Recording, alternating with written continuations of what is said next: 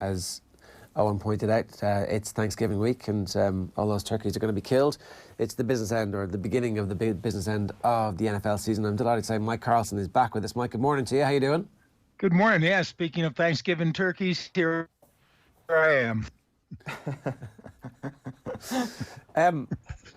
Yeah, my favorite time of the year, actually. My favorite holiday, and it's a shame really that I won't be in the States for that. But that's the way it bounces. And of course, there's 3 NFL games on Thanksgiving, which to me is kind of turkey overkill. But one of them's traditional, one of them's half traditional, and one of them is just the gravy on the stuffing. Yeah, it's a long day of people getting drunk and eating lots of food and watching football. I want to talk to you about what bandwagons we should be getting on. It's that time of the year where we're trying to encourage people to get on board. The easiest one surely right now is the Lamar Jackson bandwagon, because he looks like one of the greatest athletes that the world has ever seen. Certainly he's playing at a level that no one has ever seen before. Yeah, and it's a perfect mix. And when I watched Lamar Jackson in college at Louisville, you could see that he had an awful lot of talent. You simply wondered about the competition he was facing. And when he played the bigger college teams, he always did relatively well. He had a great running skill, but also good passing skills and techniques. Reminded me a little bit passing of Teddy Bridgewater, who got labeled as a run-first quarterback unjustly, and was doing pretty well before he had that terrible injury in Minneapolis. But Lamar has had the benefit of coming into a team that once they realized that they wanted to move away from Joe Flacco and him, was able to put together an offense that takes advantage of his skills, which is really what any rookie quarterback in particular wants. But he's playing on a good team, unlike most rookie quarterbacks, because he was drafted at the end of the first round. So he gets drafted by one of the better teams in the league, although the Ravens traded back into the round to get him. And if you think about when Colin Kaepernick had his 2 really good years in San Francisco, it was when John Harbaugh was coaching and Greg Roman was the offensive coordinator, and they ran a lot of designed run plays for the quarterback. And Greg Roman is back as the offensive coordinator with Jim Harbaugh, John's brother, in Baltimore. And they're running an offense that's much the same as that, has a lot of the same concepts in it. But it's also helped by the fact that they have an enormous and effective offensive line. He's got good receivers to throw to, including 3 tight ends, so they can run in 2 tight end sets. And he's got a couple of really good running backs. Picking up Mark Ingram from the Saints turns out to have been a master move, because Ingram was always sharing time with the Saints. Here he can be a feature back, but rested for Gus Edwards, who's also really good. And it's very, very hard to stop, as we saw last night against the Rams, as we saw when they beat the Patriots, who are an exceptionally good defense. It's a very, very hard offense to stop. I was just about to ask, Mike, has there been any template whatsoever that comes anywhere close to stopping this guy? Because I was just looking at a piece yesterday on ESPN, and it's like no matter what sort of coverage you throw at the guy, he will always find a way out of it, whether it's through his athleticism or through his arm. Yeah, I would say that the Patriots did a fair job of it, that the concepts were pretty good, but as you just said, he can defeat those concepts because he's just so agile, and he has such a good sense of peripheral vision, of short area quickness, of being able to escape the rush. So if you do try to stack the line against the run, if you do try to defend back against the pass, he can trip you up either way. It's going to be a very, very difficult task. And last night Wade Phillips is no slouch as a defensive coordinator, and early on it seemed once or twice he might have, you could see how they were trying to force Lamar Jackson to stay in the pocket, to just squeeze him in the pocket. They couldn't do it. He was just too escapable. And the other half of the Ravens thing now is, since picking up Marcus Peters from the Rams to play cornerback, and then getting Jimmy Smith back from injury to play the other corner, they've become a really good defensive team, which is what you expect from the Ravens normally. But because those 2 guys are both in effect lockdown corners, it makes their front seven much more effective. And with Earl Thomas, the former Seattle safety, sitting behind Marcus Peters, he's free to gamble, which has always been the downside of his game. He's willing to gamble and sometimes loses.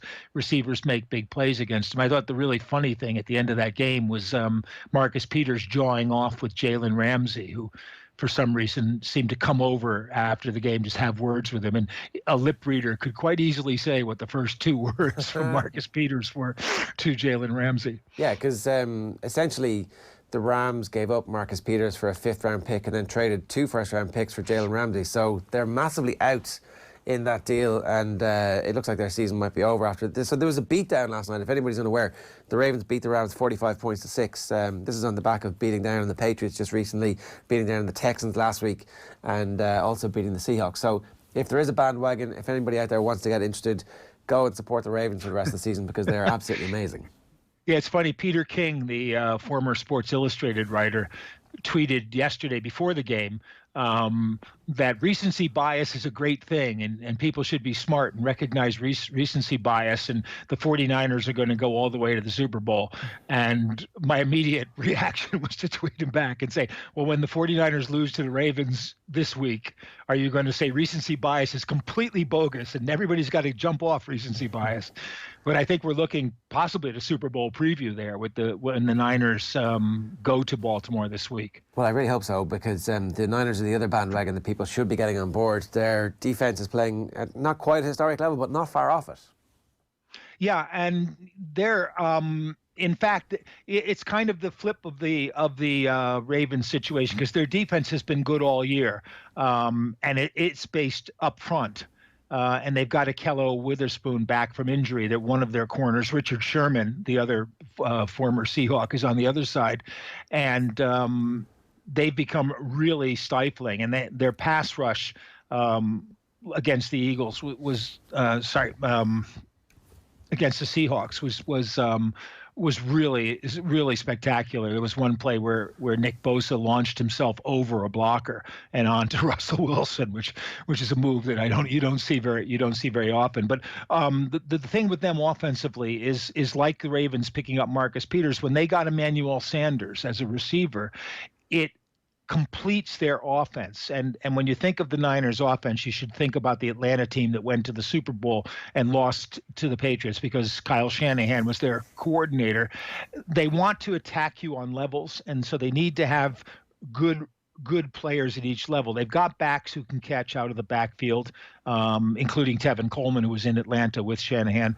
They have George Kittle, who's one of the 2 best tight ends now in the NFL, and can go deep downfield, can catch the balls. And now with Sanders, it gives him that flexibility of another level. He can play the slot and come across. He can go deep from the outside. So really, to me, the question with them is, will their offensive line hold up? They won most of those games the first half of the season without both their starting tackles, and it's taken the 2, Joe Staley, Matt McGlinchey, it's taken them time to reacclimate to the game. They played much better this week than they had the week before. And can Jimmy G rise to the occasion, and play at the top level against the top teams? And, right now I think the answer to that is probably, yeah, he can. So you're saying that there's question marks over the offensive line, and by extension of that, Jimmy Garoppolo's performances so far this season kind of deserve more praise because he doesn't have the level of protection that other quarterbacks have. Yeah, I think that's true, and I think when he's got all his weapons, and if McGlinchey and Staley can play well and protect him, I think they're going to be dangerous. You think of how well their offense played at times last year with Nick Mullins at quarterback, who nobody even considered, and they should be really good. I wouldn't anoint them as the NFC champions quite yet, because the NFC is a lot more competitive than the AFC at the top. We're really talking about in the AFC, New England and Kansas City is the only real challengers to Baltimore, and Baltimore holds the tiebreaker over New England. They've already beaten them. Kansas City still has problems injury-wise and defense-wise, and New England is offensively a mess. But they managed to beat Dallas in a nor'easter in Boston. 13-9, which isn't like the Ravens steamrolling over people, but they seem to find ways to get teams beat. But in the NFC, you've got maybe 5 legitimate contenders to go through the playoffs there. Is there a bandwagon building about the end being imminent for Tom Brady? I mean, I know his personal trainer is saying he's going to play until he's 46 or 47, but he hasn't looked the same this year. No, that's true. But you have to try to dissect how much of it is Brady and how much of it is the fact that he doesn't have any receiving targets to speak of, that his offensive line is a mess. It's a little bit better with Isaiah Wynn finally back, who's had, I think, before this, in 2 years, 1 start for the Patriots since they drafted him in the first round. And because of the offensive line, primarily, they can't get a running game going, which was kind of like what they were going to build to this year. So he does not look good. He misses some easy throws. He throws the ball away a lot, not to take sacks because he's not very mobile. But and his receivers are not giving him a lot of help. To be honest, on Sunday night, I thought that Julian Edelman looked older than Brady. And he still made a couple of big catches in the fourth quarter. But, the Patriots defense will get them a ways in games, but they really do have to start generating more offense. And I don't honestly see how they do it with the personnel that they have offensively. So I would suspect in Tom Brady's mind, he wants to come back with a more potent offense and prove he's not washed up, even if it's only for 1 more year. But he has taken a bit of a beating this season, and it shows kind of in the way he plays. Who do you think will come out of the NFC at this point? Well, I mean, the 49ers are obviously they're in the front runner's position with 1 loss. Although, like I say, I think going to Baltimore this week, I would probably pick the Ravens in that game. I think the Saints are a balanced team, but they always seem to find ways not to get to top, helped by the referees and by their own. It's as if, watching the Saints last Sunday, it's as if they think because of that bad decision last year in the playoffs, which prompted the pass interference review and all that they've got a get out of jail card free for penalties this year, because they really are committing a lot, and the referees still are not giving them any breaks in that. But I think the Saints are probably their best challengers, because, not least because I think the Panthers are falling off in their own division. But you also have to look. You still have to look at Green Bay simply because Aaron Rodgers is there. You have to look at the Seahawks because they hang in games and Russell Wilson finds ways to help them win. And to me, Dallas and Philadelphia are toast right now. So you can kind of forget about the East. And Minnesota is still a kind of wild card for a wild card. Because what they can do is play defense if they have a lead.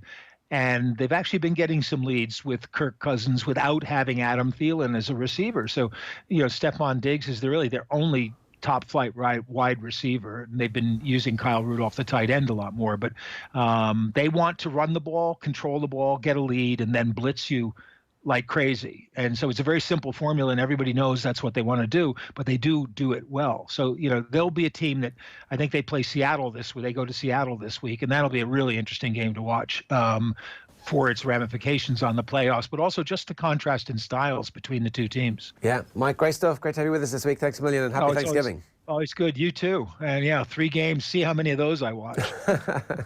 Right. We'll talk to you again soon. It's Mike Carlson giving us some bandwagons to get on board this week.